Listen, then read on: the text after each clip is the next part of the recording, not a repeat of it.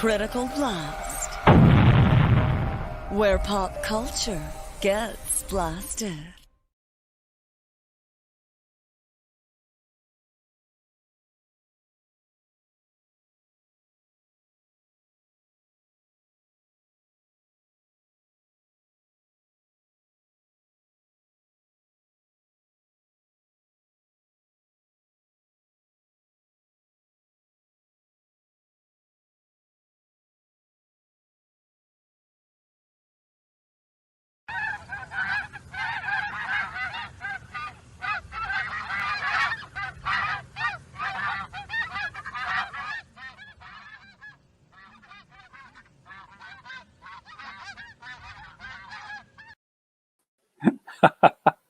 Oh, that Don Chin.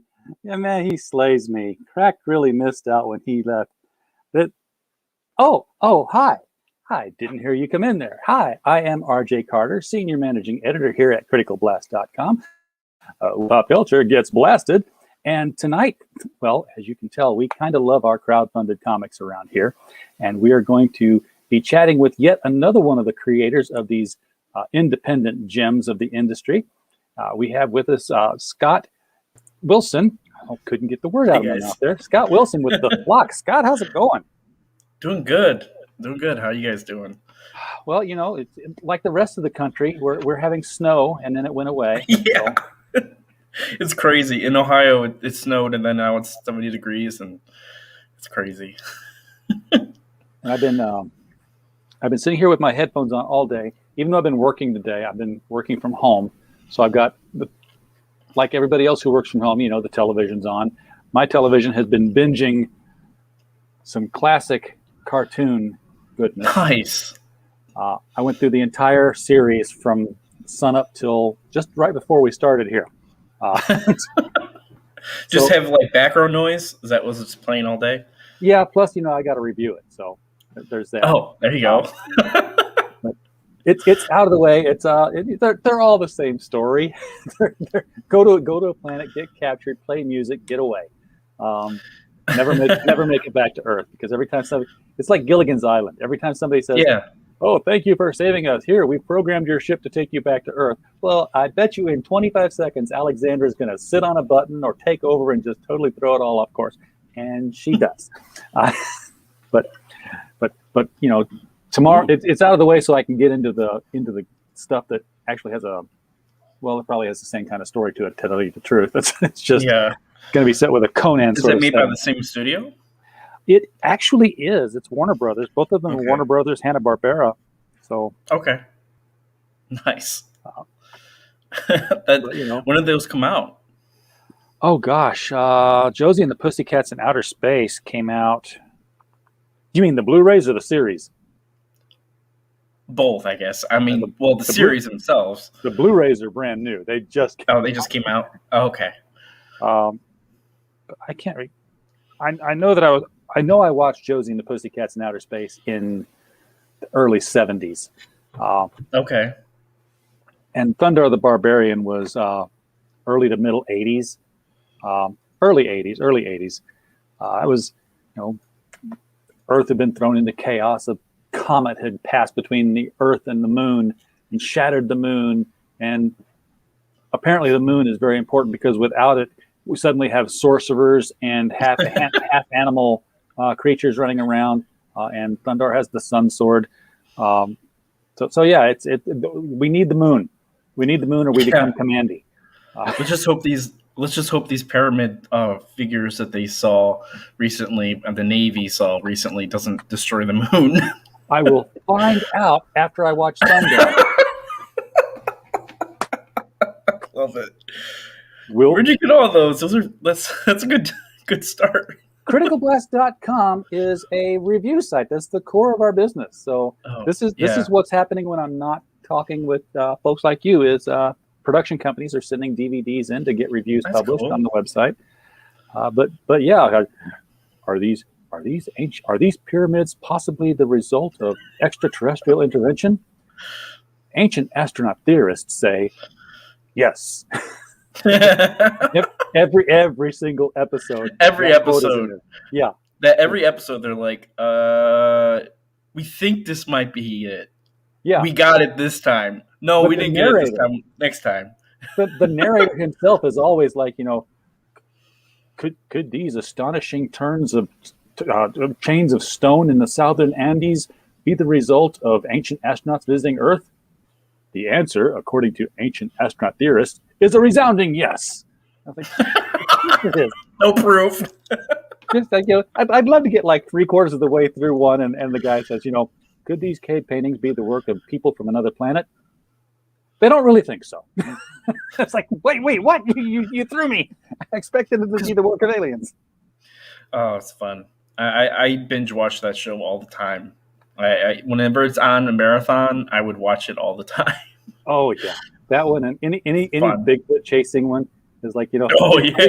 Are they going to get him this time? Are they going to get him? I'm like, my wife's always The on that. suspense is killing me. Yeah, it's like, I think if they'd have got him, we'd have found out from some other channel than this. If this is not a live broadcast, not going to happen. Yeah, I love it. It's just fun. That and Ghost Hunters, those are always funny. Oh yeah, it's hard to binge for me on those things because you start to see the story elements play out. The beats are always the same. Oh yeah, that's like all those. It's not the same thing, but like all those like Law and Order shows. Like if you have a marathon on TV, you get lost if you're not paying attention. You feel like it's the same episode, going continuously, because sometimes they don't even do a break to end the show or do the intro. They just go right into the next story. Like, wow, this is a long episode. Yeah, especially when you're like on Netflix and you're doing it, because it will skip the trailer and it'll let you jump to the next episode without the intro. Like, just boom, boom, boom, boom. I went through Criminal Minds in like 4 days. Yeah. There are a lot of seasons. I can't believe SVU's been on since, like, it's been like over 20-something seasons. I was like, holy shit. Yeah, it's crazy. I mean, Criminal Minds was on it's still on. Netflix only has like 12 or 13 seasons of it. I'm like, well, bring the next one on. That's where I want to watch it at.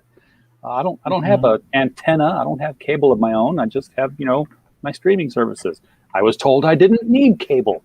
I was told I could cut the cord and do everything online. It's apparently you can do everything online if you're willing to wait for it. If you want to know, if you want to know that the airstrike is coming to your town right now, you need cable. You need something with immediate access to news. Well, also it's crazy that all these different streaming sites, it's like basically we got rid of cable, but now you have to pay, like, all these different companies are all separate. Yeah. They're not in the same thing anymore. So it's like you got Disney, you got Netflix, you got Hulu, you got Paramount, you got HBO Max. Like that's all your freaking channels for cable right there. Just no commercials. We got rid of one cable company, and now we've got to take care of paying like 8 cable companies, and paying more for it if you're getting all of them. And I started to have the idea once. I was like, well, it'd be genius if somebody would just serve as like a funnel. Say, hey, we subscribe to all of them. And we pay a license fee. To log in, everybody. And you tell us what shows you want, and we'll just bring them down here. I was like, but wait a second, that's a cable company. Somebody's already done this, and we got rid of it. It's like I got a concept. Wait, there's a light bulb thing, but we'll make it in LEDs. Oh, it's already been done. Sorry. What can you do? So how are things going with the Gooseman? It's been going pretty good. We just recently hit 72% on our campaign on Indiegogo. We hit 26 backers, and we still got 25 days left. So we're pretty good start so far. The Kickstarter campaign that we had previously, it did not get funded, but it was so close. It was at like 89%. It was so close to getting funded. That's cool. And so I decided to move it over to Indiegogo just because it's another platform. We'll see how things go.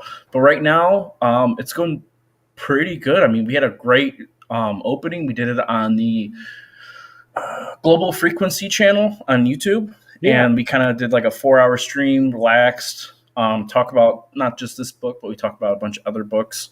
And it was a great start. And then last couple of days have been on some random shows at random hours. But this one, it's been going pretty good. We got 26 backers, and about, I want to say, majority of the backers that came over are from the Kickstarter. So far, so good. So you've got the people who still want the book. They didn't lose interest just because your campaign didn't fund over there. And this is the first 25 days too, I'm guessing, because you've got. Well, first of all, it's the first 25 days, so there's going to be probably another 30-day follow-up after this, and then the in-demand period. So there's a lot more time. Second of all, this is a flexible goal. Now, yes. Much better than the Kickstarter. Which means that the book's going to be made. Yeah. And well, the thing is, I really want to get it printed. Like, I've worked on it and I've been wanting to get it printed since last year, and I have it ready to go. I just, right now, the last time we talked, the book was getting flatted. So right now the book's all completely flatted. And right now the colorist is going through each page every day, going through and kind of getting them all set, ready to go. So we're still on the progress, even if we had the Kickstarter going in previously. So we're still on our schedule. So I'm looking right now for release. I'm hoping, since we had to restart with the Indiegogo, kind of set us back a month. So I'm looking for a late May or early June, because way we're going right now, the campaign goes for 30 days. It goes into the mid-May. So I'm shooting more for June to be having it all ready to go to get shipped out. Okay. But our goal originally was May 20th. So now I'm going to out myself here as an ignoramus, because I've talked with so many people and I've listened to so many streams about people. It's off getting lettered now, and the colorist is on page 10 of 12, and I keep hearing the flats it's been flatted. I'm like, draw, pencil, ink, color. Where's this flat thing come in here? Are the pages being ironed out? Did they get bumpy? Getting pressed. They're being printed on papyrus paper. Yeah. I mean, it's like, I can't color these things. There's ridges on the paper. Get these things pressed somewhere. Iron them out. What the heck is flatted? It's basically kind of all the layers for the different pages. Like, a colorist will come in and add shading and adjust the colors to being what the scene needs to be. But a flatter will come in and basically make sure all the pages have color, but it's each basically this first template here in the video, they'll put a color in, but it won't be the colors that you need. So it'll just be so it's a layer, so the colors can come in and just change the color to the right color or something like that. Okay. But it's a kind of like a well, why don't they put the right color in the first place? Well, they're not usually the colorist. They're like a separate person that comes in and just does the whole page really quick. So it's like somebody tackles it with their box of 16 crayons. Exactly. And then passes it off to the guy who's got all 256 of them. Exactly. That's probably the perfect analogy right there. Okay. So the real colors who say, oh, that's supposed to be a brown suit because it's brown, or even, it's uniform brown all the way down. Or even shading, of course. It's just basic colors. There's no shading or enhancing of the colors at all. It's just basic, down to the bare minimum, which makes it easier for the colors because it's quick, it's quick layer selection. Sure. So that's pretty much what the colorist, a flatter today is pretty much what the colorist was in the 70s, because it was only 4 colors that you actually had to work with then. Basically, 100% correct. And also what's available printers wise was only a certain amount of colors. And when you did, I think one of the hardest colors, I believe, was a yellow and green. I think I'm probably butchering that, but I think it's yellow and green was the hardest to print, or something Yeah, like that.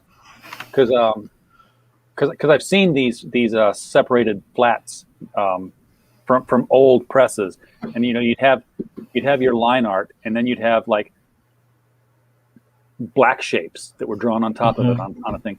Then you'd have blue shapes and yellow shapes, and sometimes the blue and the yellow would be in the same place, and sometimes they'd be in different places. Yeah. And I was like, oh, when they're in the same place, you're getting a green because the yellow is going to go on top of the blue, and it was pretty cool to see that.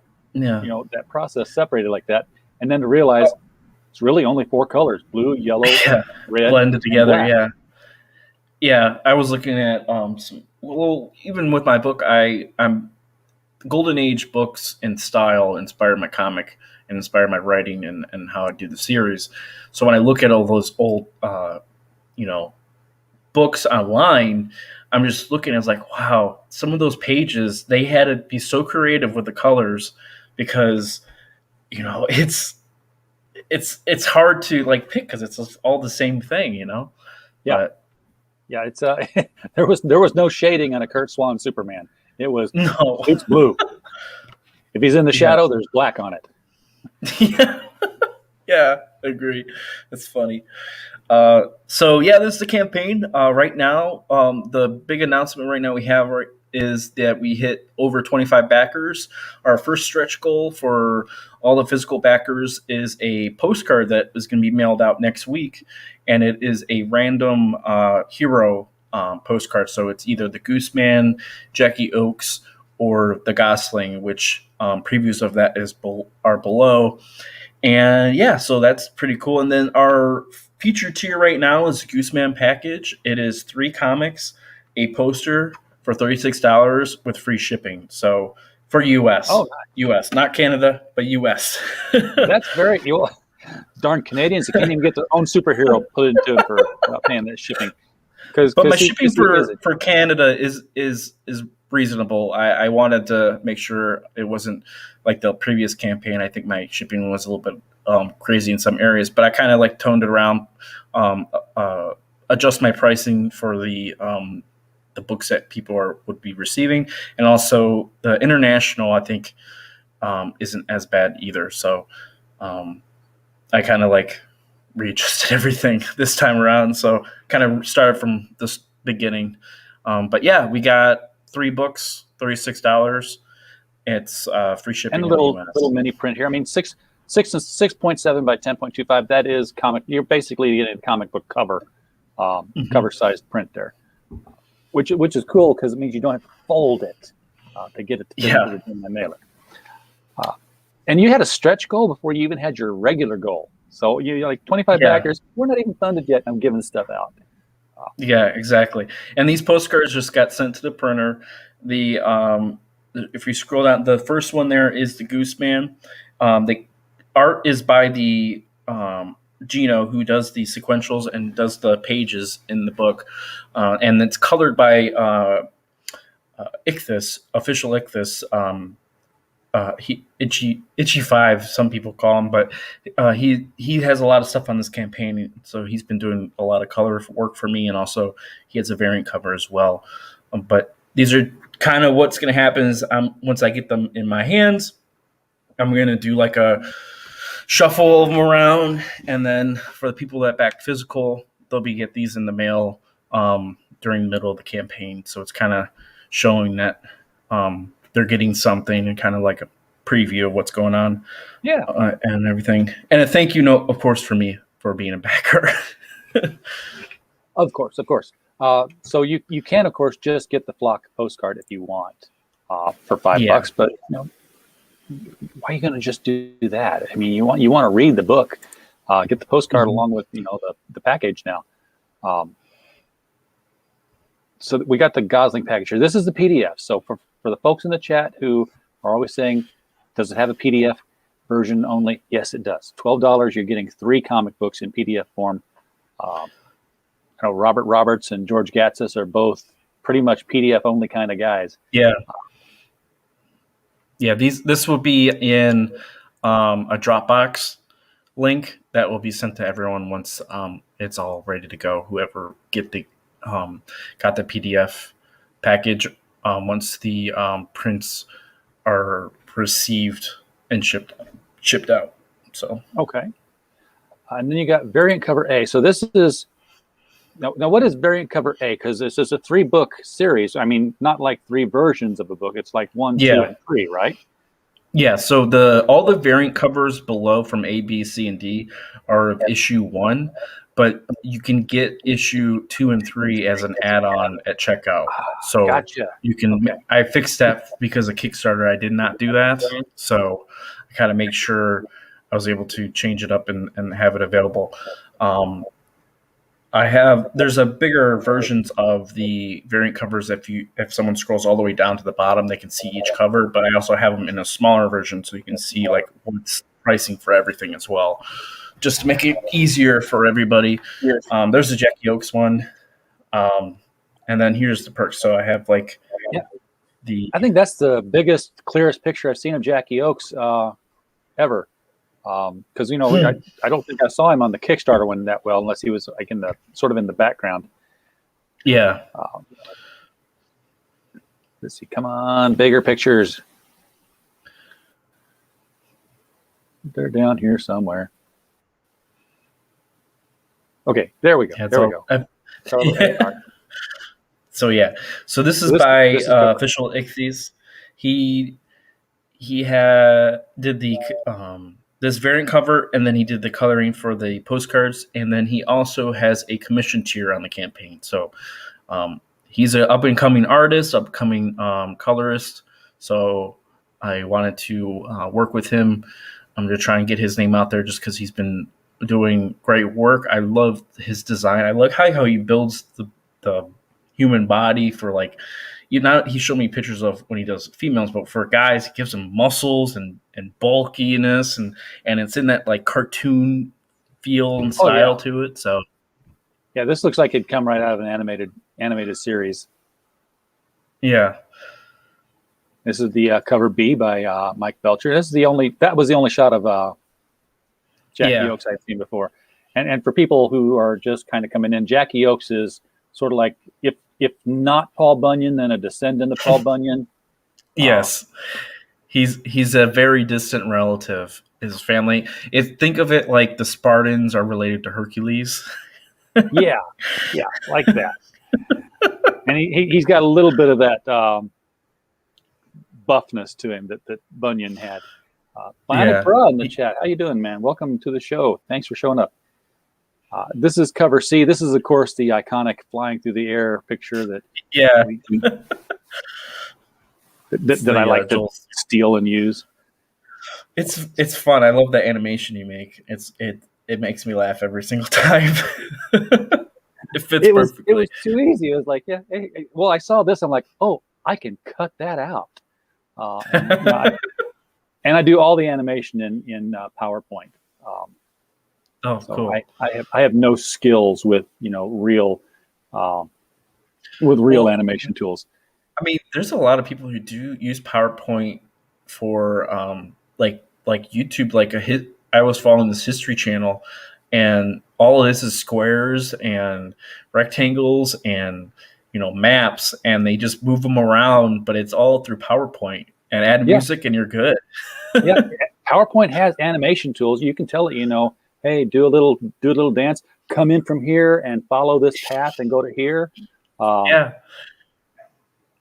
now that you can actually embed videos into PowerPoint, so you can have like an outside video and put it in a picture-in-picture window and have it start to play. Oh wow! And you just save it as a slideshow. Yeah, you can do that. You can put animated GIFs in there, so that's why those clouds are moving behind the Gooseman in that little video, because it's an animated cycle GIF of clouds that I just said, okay, background, and then layer everything on top of it. That's That's clever. That's really clever. Save the slideshow as an MP4, and you're off to the races. This is your 4th cover here, and I bet you're going to sell more of these than the other ones, probably, just because it's got Niobe and Violet from Demon Hunter Raven, and of course Gooseman. This cover was available on the Demon Hunter Raven's previous campaign on Kickstarter. That was the last time he was going to offer it. Then I'm offering it on this campaign as a cross kind of merch, and then Larry from Niobe, I think he's going to on his next book. I think it's called Niobe Origins, and this will be one of the offered cover variants as well.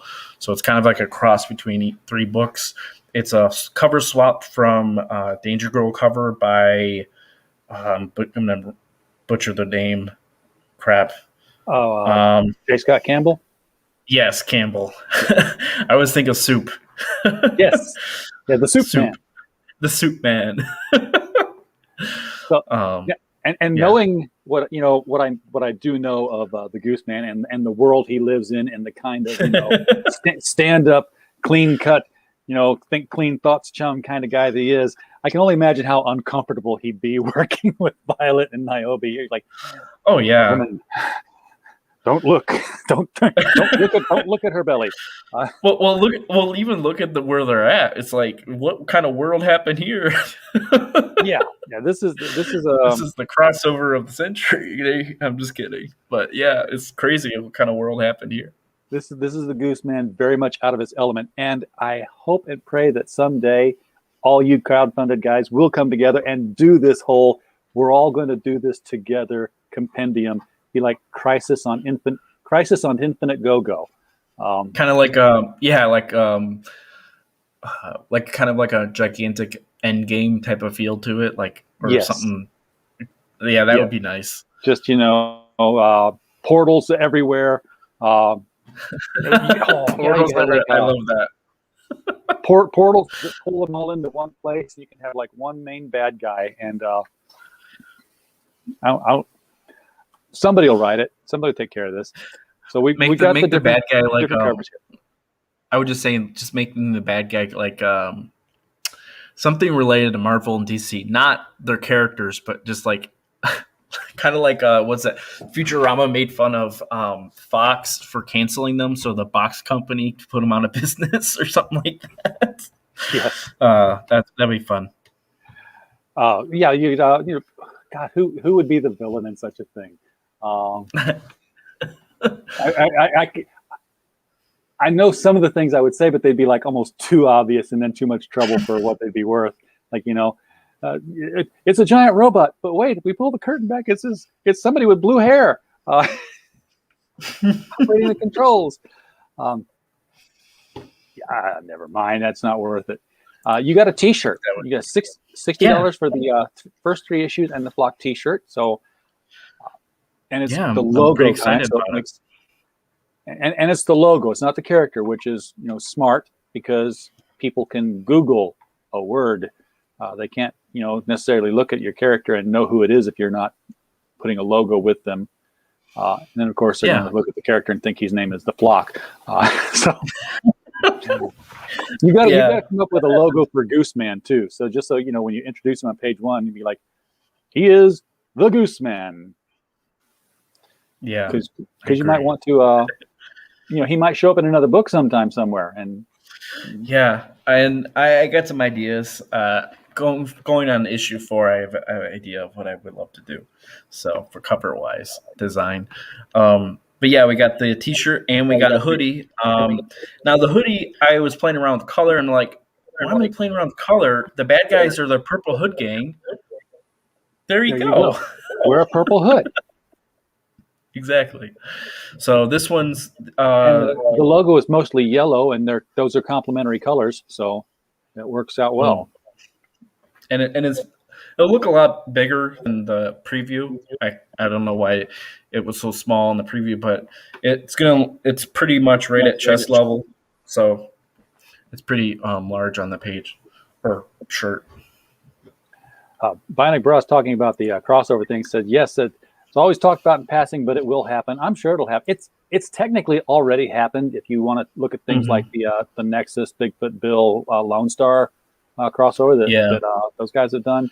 But yeah, a full blown Crisis level crowdfunded event is. I think it would be It'd be really fun to get a bunch of characters from different books and do a story, but not take it like a serious tone to it. Give it like a comedy level type feel to it. I think that Sure. would be really fun. Kind of like what you were showing earlier with the what was that you were watching that you watched all day? I forget the name.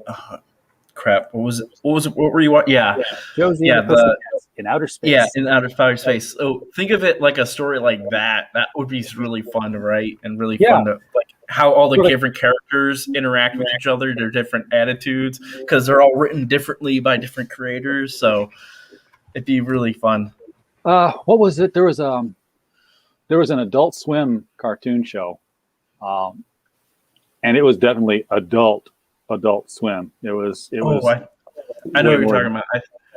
I remember drawn together. Yes, that was a great show. Yeah, and it was all these different genre cartoon characters that were forced to live in the same house.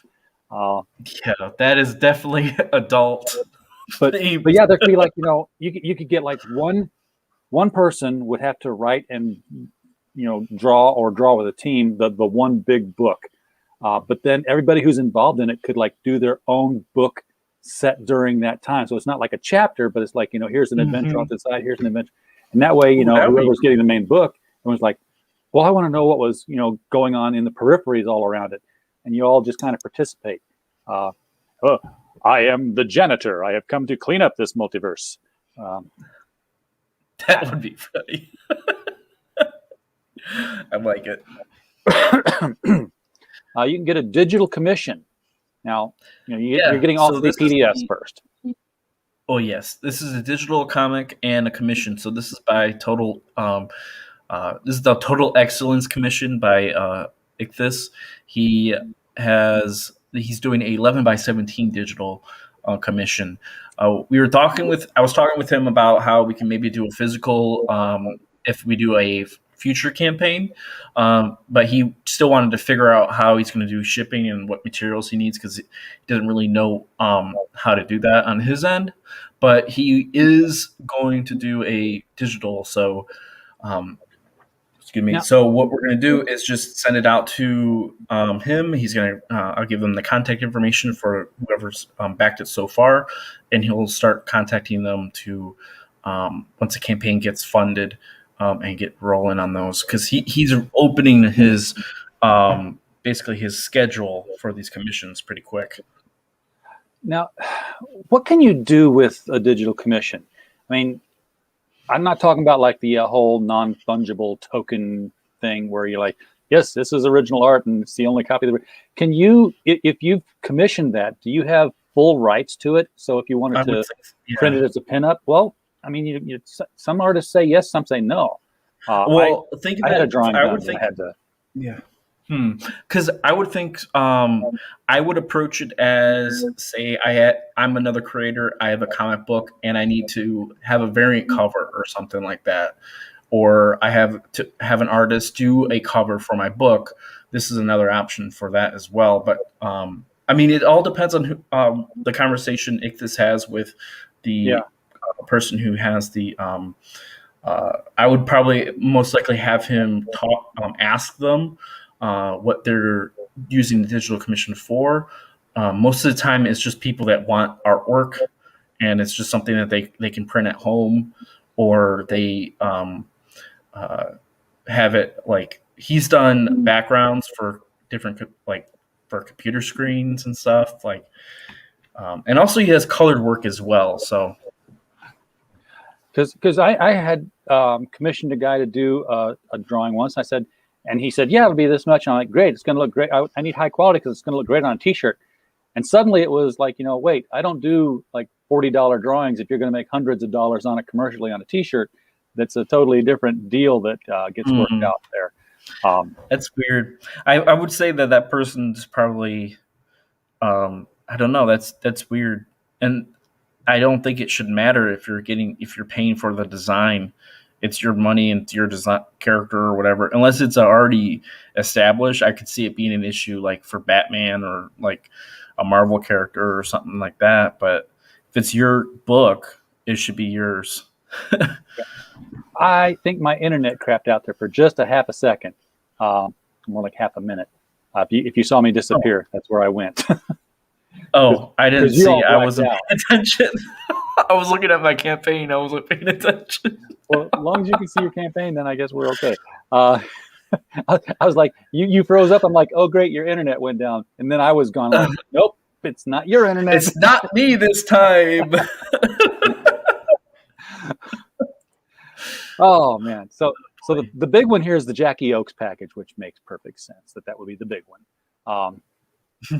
You get the poster, you get the postcard, you get all 4 covers of number 1. At which point, you should probably not say you get the flock 1 and 3. You get the flock 2 and 3 because these are all 1. Yeah, basically. Yeah, I wanted it to be 7 floppies just because it's the 1 through 3 is kind of like its own package type of deal together. So, but yeah, and also you can also add on to this package as well. There's some add-ons like that you can get a T-shirt but it's you're saving more money if you get them like the hoodie and the T-shirt in their own package. It costs more in the add-on. Bionic Bra is talking about doing more crossovers. He's doing something with Rose Comics, huh? Black Rose with Cerebrum. That'll be cool.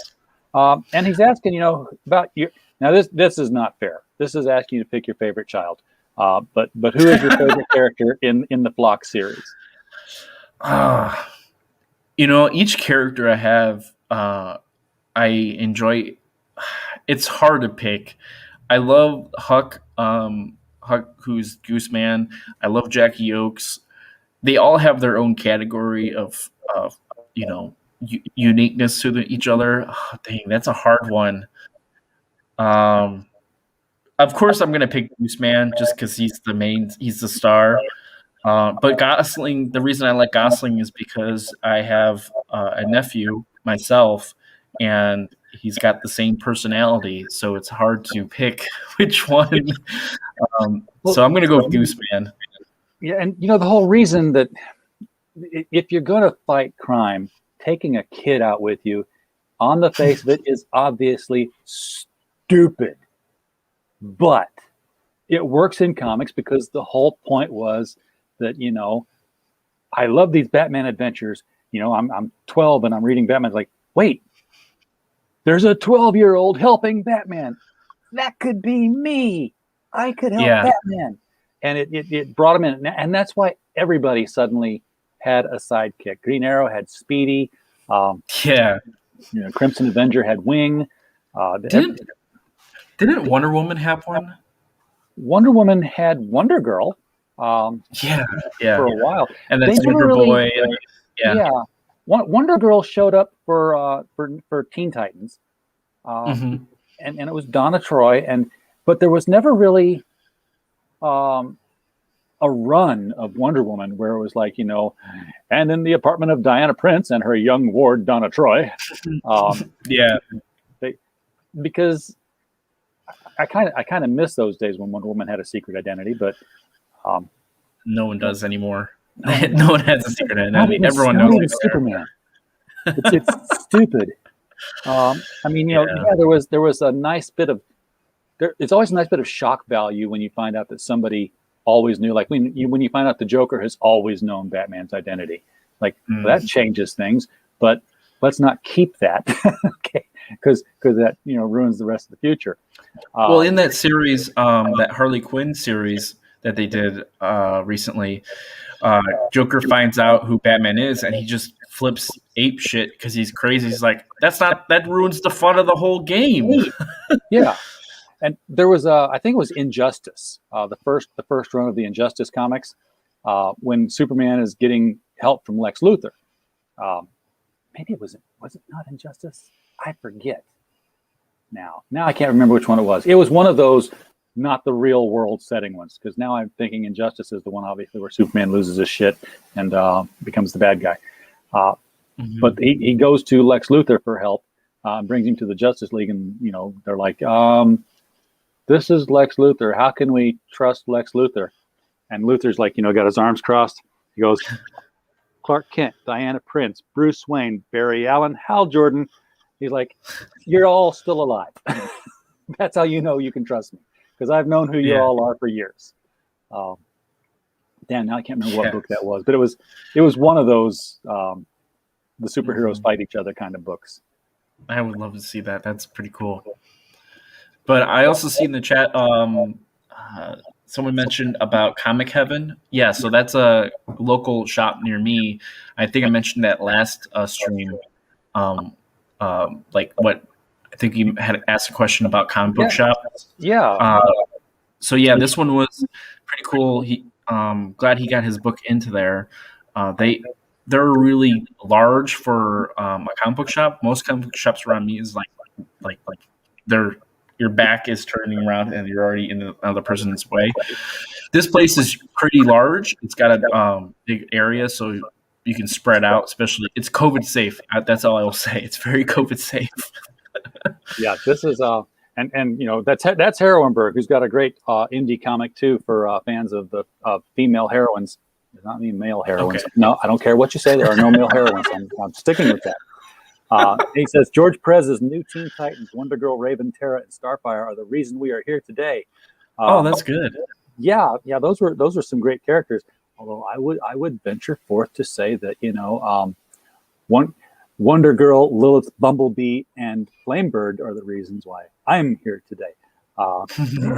Those were Teen Titans, and I'm cheating because I'm pulling in Teen Titans West as well.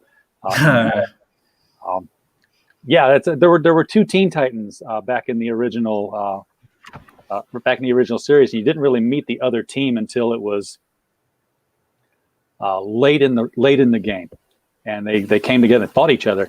And Flamebird was Betty Kane with a new outfit, who was formerly Batgirl before Barbara Gordon was Batgirl. They kept her in continuity that way.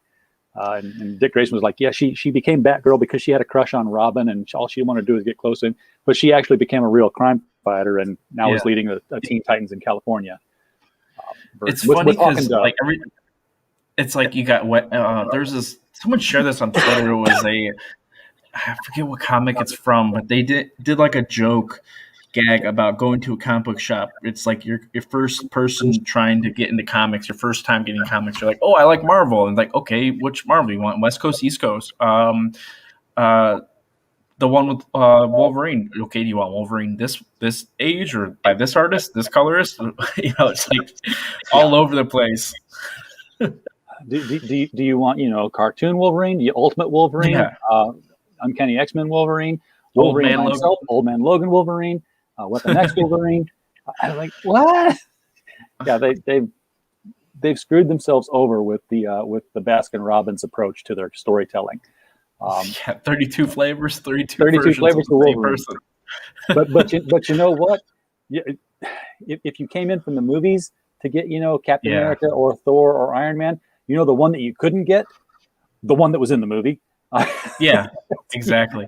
Or even like Iron Man or Spider-Man. Like if people go see the movie, they're like, "Oh, I want to read Spider-Man," and that's not the same. That's not Peter Parker. It's a completely different person now. The completely different person is Iron Man as well.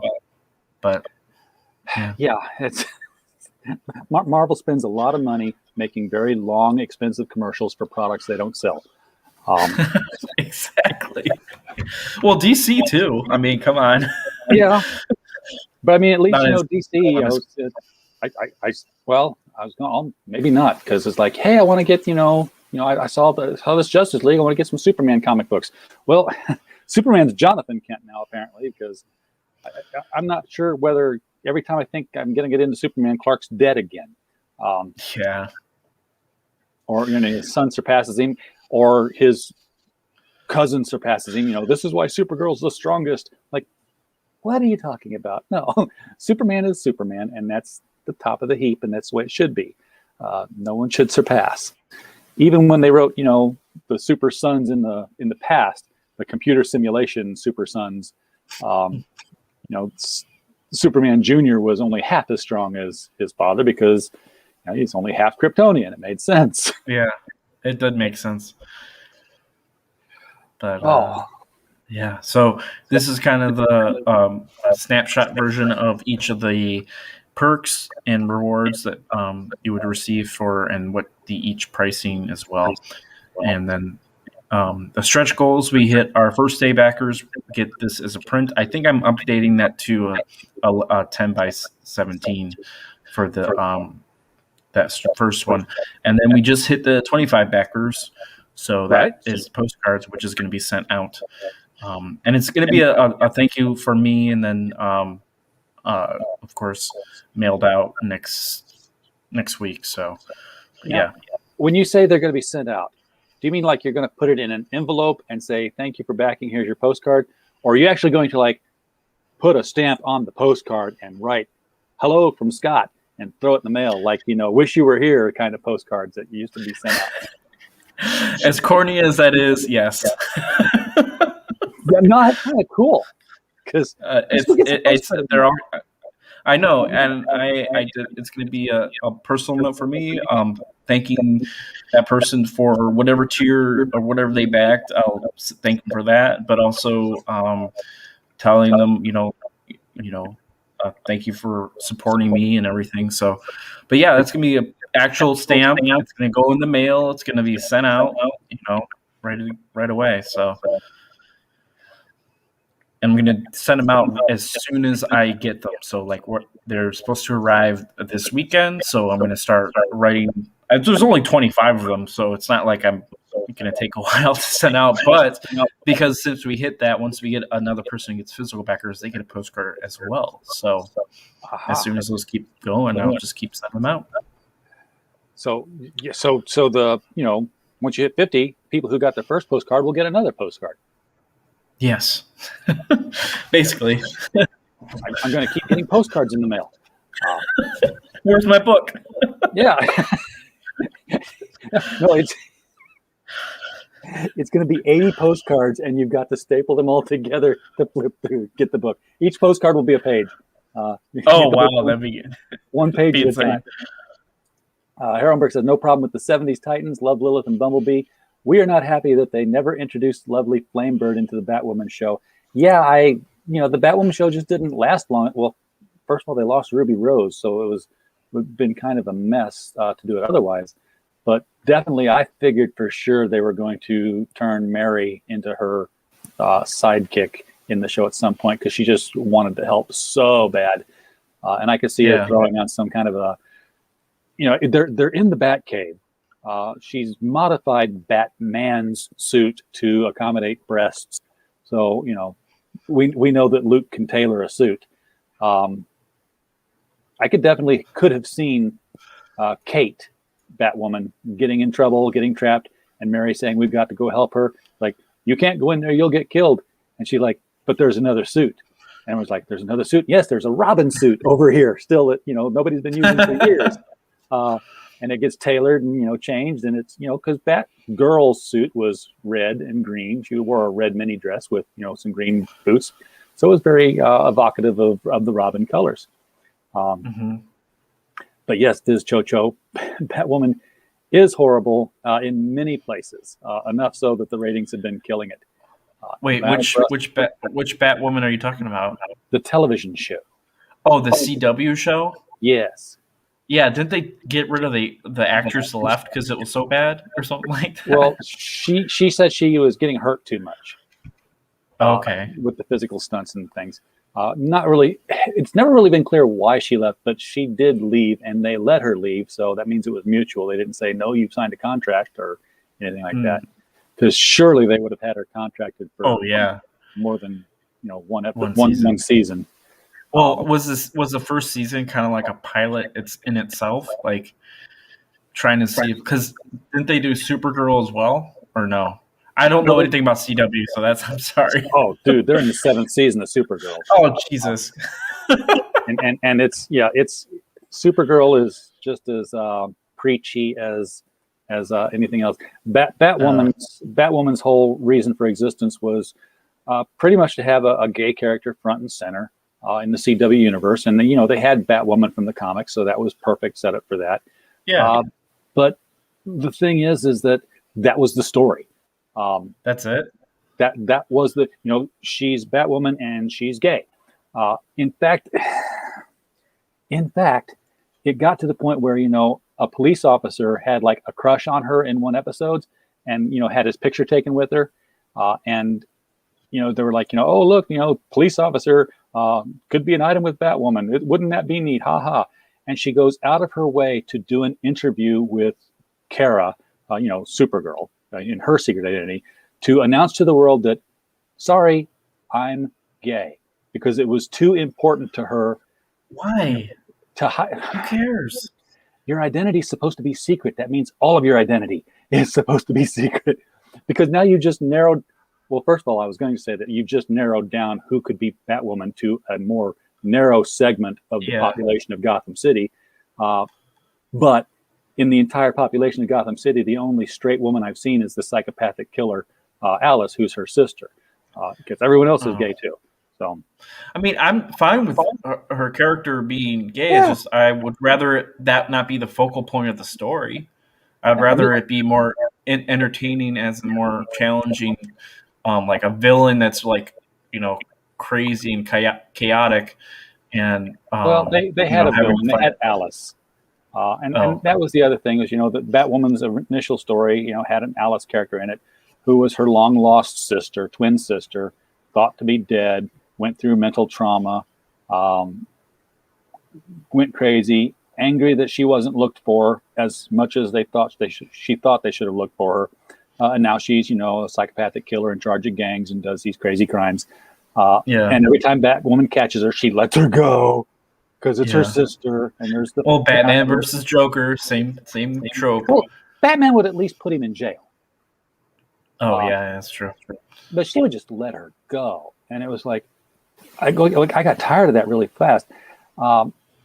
They didn't capitalize on the fact that they were in the Batman universe. If you're going to do a Batman show, Gotham did a Batman show. Gotham used the Riddler, the Penguin, the Joker, Mr. Freeze, Poison Ivy, Catwoman. They took advantage of all that. Batwoman did its very best to mention everything obliquely. She nearly kills a person one time, and she I pulled myself back from the edge, and Luke's like, the Joker's not in Arkham and no one's seen him for years. There's a reason for that, right? Implying that Batman killed him. Yeah. Yeah. Oh, well. Also, I heard they're going to make a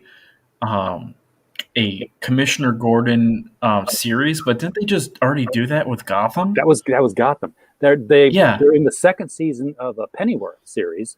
Alfred Pennyworth got his own series, but I don't see what they could do new with Commissioner Gordon after 5 seasons of Gotham, which was really good, by the way.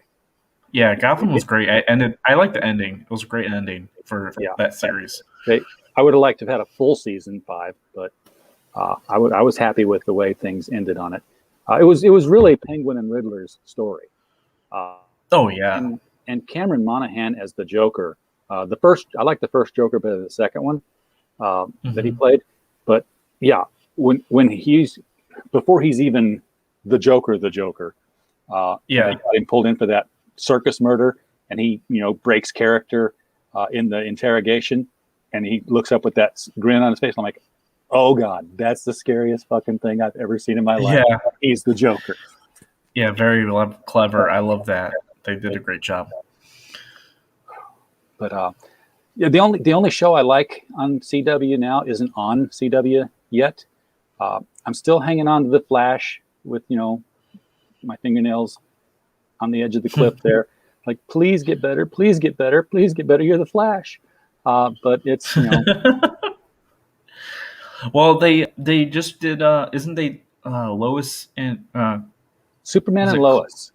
Superman or Clark and Lois or something like that. Lois and Clark was the one from Lois and Clark. Back. But Superman and Lois is the new one, and that's the one where they have the 2 teenage boys. And one of them has powers, and one of them. That's the one I remember because I don't like the suit because I don't like that he doesn't have underwear. Yes, super underwear. But it's worth it to watch the first episode. It is a good show. It doesn't get as preachy as any of the other ones do. But that's very first episode, there's like a flashback to his first appearance. And they've got Tyler Hackman. He's not just wearing the red underwear. He's wearing the Max Fleischer Superman suit wow. with the black inside the emblem. and he Okay. saves this kid from getting hit by a car, and he catches by the back and he's holding it up, and the car is Just a like the green comic. sedan. It's just like Action Comics #1 done in Oh, live that's action. cool. That's So that's clever. I like and that. he's very, very approachable because he's the kid that he saves, looks at him and says, "I like your costume," and Superman's just like, "Oh, thanks, my mom made it," and flies off. And I was like, That's yes, clever. I would watch the hell out of a series that did nothing more than that. Just Yeah. stay there, stay at that Superman. But he matured. He lost that innocence that was so wonderful in that one scene. Yeah. But Stargirl is coming, and Okay. last season of Stargirl was absolutely phenomenal. It was on the DC streaming channel, and then they would replay it the next night on CW, which is where I would catch it. But Stargirl has so many Easter eggs in it that they're the kind that are going to hatch. Okay. She thinks her dad's Starman, or was Starman. She's got the cosmic staff. It called to her. It works for her. She could fly. She's got the costume. The very first episode, first 10 minutes, is the Justice Society of America 10 years ago getting its ass handed to them by the Injustice Society. And many of them killed by these characters. So when she decides to become Stargirl and she wants to reform the Justice Society after her stepdad now, who was the original Stripesy, shows her what happened to the Justice Society. You're like, this is why you shouldn't do this. This is where they hung out. This is the headquarters, and they're all gone because the Injustice Society did this, and it's my job to protect you. So don't do that. Well, Yeah. that was dumb, Pat, because as soon as you showed her where it was, she goes back and she gets stuff. Yeah, she gets stuff from there because she's going to reform the Justice Society with her friends from high school. So she's got the Hourman hourglass thing that gives him powers, and fortunately, it's Rick Tyler's original actual son who gets it because it responds to his genetics. She's got Dr. Midnight stuff, but hidden in her room, she has a Green Lantern. Oh, that's convenient. And it's not just like we saw it in passing. It's like Pat Dugan finds it in her room and he says, "This is the most powerful thing in the universe. It's deadly. Do not touch it." And there's a pink ink pen that she picked up that she's got on her desk, and every time she walks out of the room and no one's there, you hear the pen giggle because it's the Johnny Thunderbolt is living in that pen. That's a lot of Easter eggs. Holy shit! That's a ton of them. And we had the Shining Knight as a character. Had lost his memory, gets it back. The Icicle is a killer. The Wizard was a killer. Solomon Grundy was CGI. It's loaded with the characters. And John Wesley Shipp is going to come on this season as the Earth 2 Flash Jay Garrick, just like he was on the other Flash series. Don't know if he's going to be the same character, but it'll be interesting if they for crossovers planned in the future. So yeah, welcome to our CW show, guys. We're talking all CW shows all the way through. Well, speaking of even like DC in general, like, did you like Snyderverse at all? Did you take a look at it? Did you like it? I am the last person in the world who has yet to see the Snyder Cut. Cut. Okay. I don't have HBO Max. I do have a friend who says you can watch my copy of it, and he's sending it to me on a thumb drive, so I can watch that. Yeah, I watched it. The only thing I will say is it flows a lot better compared to the previous, and also the tone is not all over the place. And I think the sad thing though is it made me want more.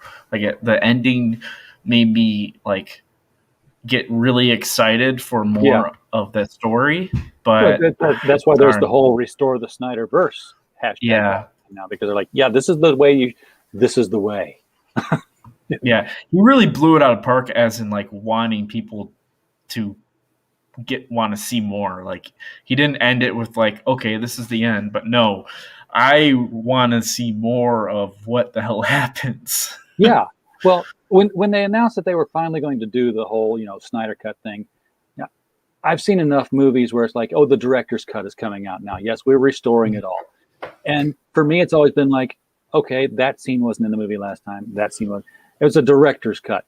When I saw the trailer for the Snyder Cut, I was like, I haven't even seen this movie before. Yeah. Yeah. This is an entirely different movie from Justice League.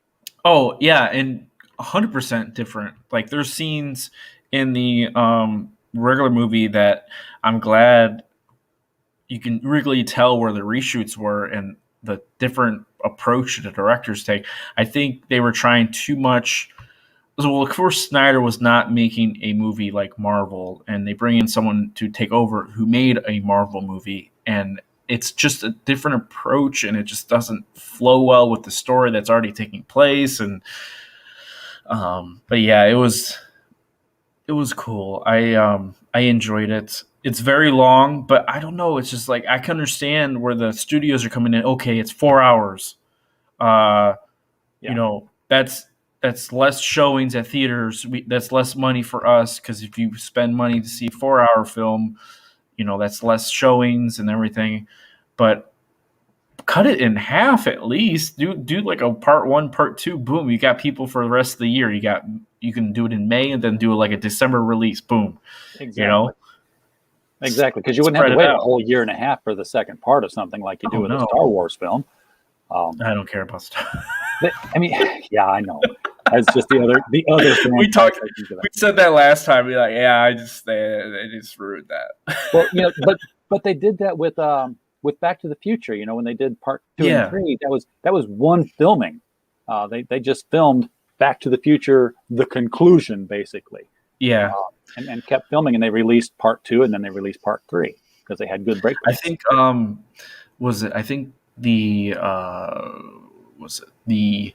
Pirates of the Caribbean films were like that as well. For 2 and 3, they filmed them all in one go, and even Lord of the Rings. It's like the studio has to have the taking on the risk of doing that all at one time and then releasing it later.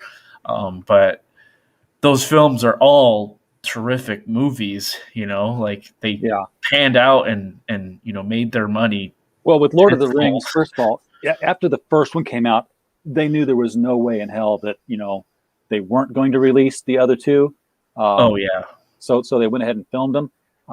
Whereas with something like Narnia, I have yet to see anybody manage to get through all 7 books of Narnia before the franchise just fritters away. They always get kind of up to Prince Caspian, and then it's like, yeah, nobody cares anymore. Well, what happened was that's a funny story. So they did the first one, then they did Prince Caspian, and then they also did another book, another series, but it was a different studio took over. I think Fox took it over, and they did a movie as well, but it was like right to DVD. It was not even didn't even make it to theaters at all. The Voyage of the Dawn Treader. Exactly. Yes. Yeah. Yes. I don't even think that was in theaters. Even if it was not in for very long. Very low budget too. And the kids were growing up too fast. They couldn't do the whole Harry Potter thing. See, if you're gonna do the Narnia books, you've got to think ahead and say, yeah, these kids, obviously the 4 Pevensey children grow up to be kings and queens in the first book, and then they get back to their original age, and then in later books they're older naturally, but then in the last battle they're back to their their younger selves again. Like, you have to film all the young scenes at once and put them aside. Yes. Just like, what are we filming today? We're filming some scenes from the last battle, but we haven't released The Lion, the Witch, and the Wardrobe yet. Don't care. And if you really wanted to do it right, you would start with filming The Horse and His Boy and The Magician's Nephew, and have the guy who grows up to be their uncle start out right with those scenes, and then film the other scenes, and it's the older version of the kid you filmed. You would have to take the entire series and just plan it all out and just film it all at once. Yeah, and maybe even not release it in theaters. Just put it, do Game of Thrones with it.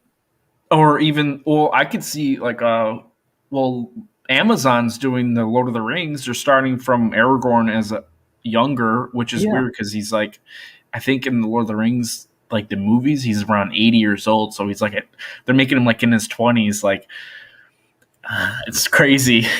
A young elf. Yeah. Yeah. Well, he's not an elf, but yeah, but he's yeah, he's younger, but it's gonna be weird because they did that with the Hobbit as well, because you bring the Orlando Bloom to come back to play Legolas, but he looks so different. Yes.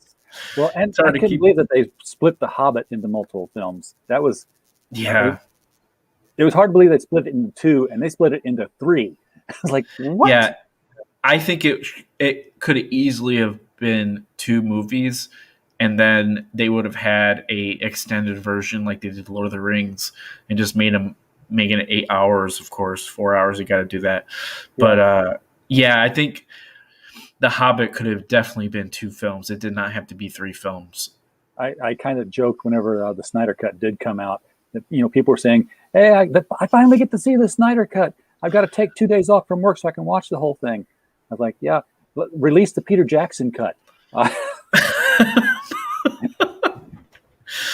Oh man, that's like a whole week. Honestly, it's like so long. Like I've done that. I've watched Lord of the Rings extended version, and that is just a experience because you if you want to watch all those in one day, you're starting at like at least minimum 8 a.m. or 9 a.m. Yeah, and you better have a 3-day weekend, and you better start early on a Friday because it's just Yeah. through. Yeah, just keep going. Well, the only C.S. Lewis that Herwenberg likes is Out of the Silent Planet trilogy. Yeah, the Paralandra books. Yeah, They would be kind of crazy to film in live action, but you know what? They're probably so not known that they'd be seen as something original. yeah, If agree. you really want to see something badly done to C.S. Lewis, watch The Magicians on Netflix because it's basically about the kids from the Narnia books and C.S. Lewis, and they turned him into a monster, the real world kind of monster. So Oh, yeah, it was a true slap in the face because they had to be edgy to get people to watch the show. Well, Scott, I just refreshed this page here, and I have not helped you. You're still at 26 backers, and you're still at 72%. okay. It's good. Maybe I'm if we glad to be play on the the show, video, though. maybe if we play the Yeah, go ahead. video, That'd be ask good. people to, take one of these tiers up here. Buy some flock, guys. Go get flocked. What the fuck are you waiting for? Yeah.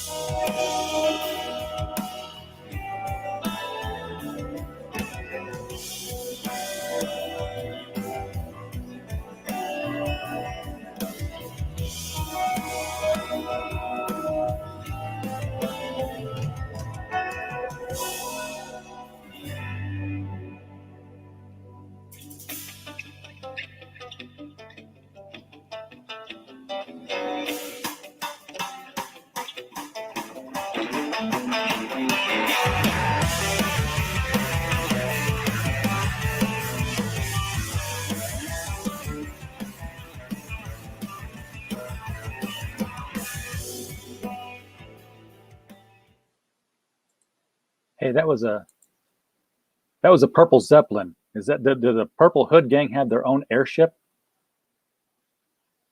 You're muted. Yes, they do. Okay. That's quite an entrance, right? I saw things in there that I really loved in old school superheroes, especially things like secret panel hiding costume kind of deal. That's been a favorite thing of mine since all the way from the Batcave in the 1966 series to Barbara Gordon having an apartment with a swinging wall. Like, how do you get your landlord to approve that change to your floor plan? I really don't know.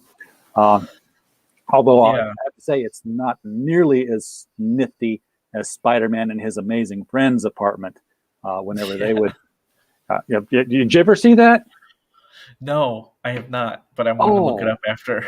it was a Saturday morning cartoon. Spider-Man. It was Peter Parker, Bobby Drake, and Angelica, whatever her name is, sharing Okay. an apartment as young people. It was like friends in the Marvel universe. Okay. Spider-Man, Firestar, and Iceman living in the same apartment. And Okay. whenever trouble would occur, they would press the button. It's not just hey, let's costume up and fly out the window. No, no, there's transformation that has to take place here. So Iceman would ice up, Firestar would flame up and burn off her clothes, and there's her costume underneath of it, which has to get really expensive in the wardrobe department. While Peter's still tugging things on, doing it the old-fashioned way. But Yeah. then there's So a it's button like they press. They it's a press a button, and the floor flips.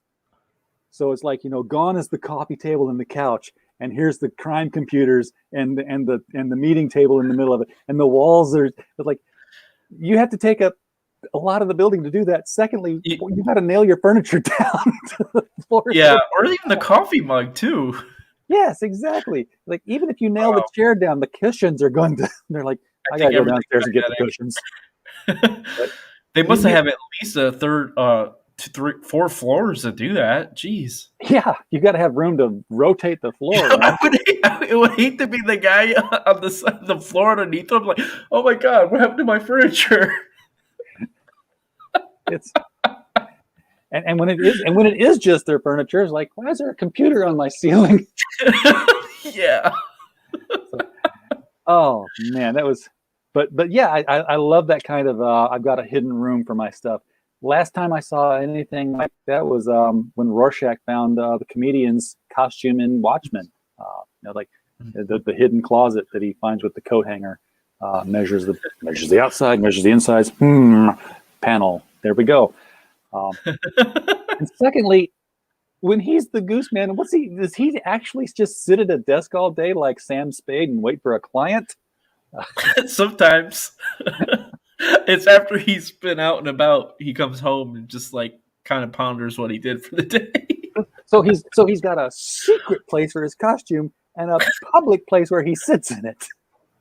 Exactly. You gotta have fun. That is fun. I love it. And it looks like he's got these little dart things that he shoots out from his wrist too.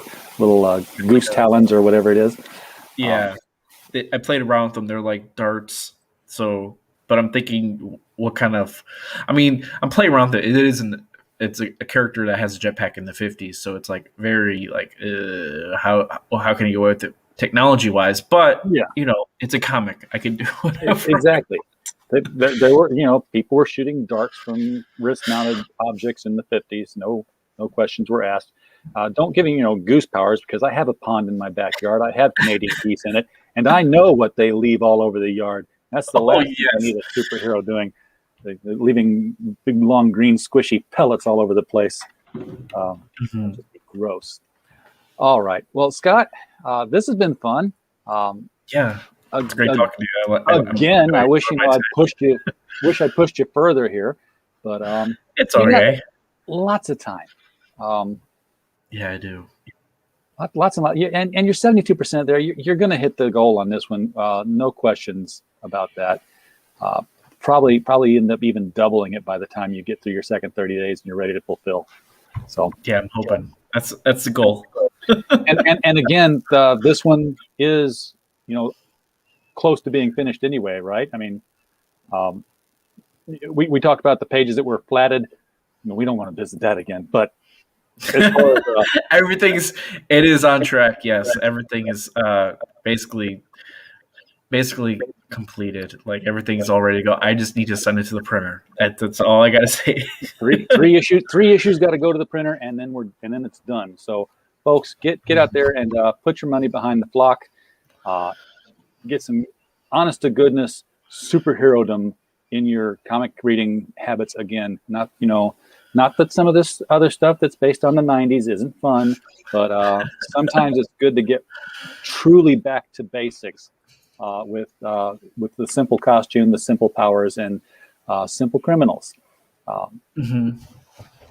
With that, Scott, I'm just going to say thanks for coming on, and thank you to everybody in the chat for showing up tonight. Had a fun time talking with all of you, and we hope that you as well just